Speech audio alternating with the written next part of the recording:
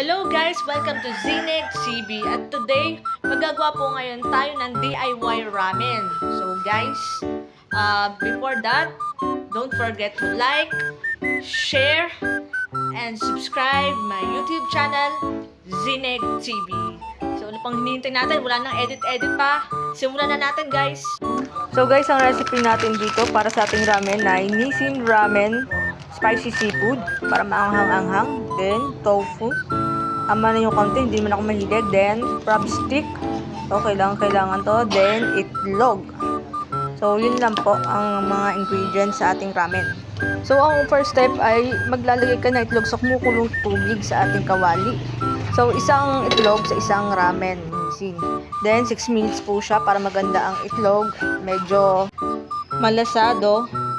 Then, second step is maglagay ng mantika sa kawali. Then, ipiprito po muna natin guys yung tofu. Then, dapat medyo brown siya.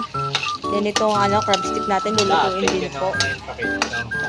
Yung mantika. Tama na yung konti mantika. Then, add na po tayo ng 2 cups of water. So, kailangan po yan guys. So, after nyan is ilalagay na natin ang noodle. After malagyan natin ang noodle, atakpan muna natin at pakukuluin. Saka po natin lalagyan ito ng seasoning. So, after malagyan ng seasoning, ihahalo-haluin po natin ito.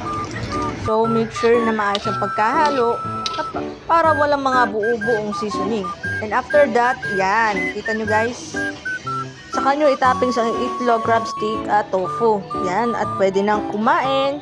At ang sarap guys ng aking luto. So, napakasarap. Parang tunay na ramen nga. So, salamat po sa panonood guys. Sana nagustuhan nyo at may natutunan kayo sa aking video. Salamat po. God bless.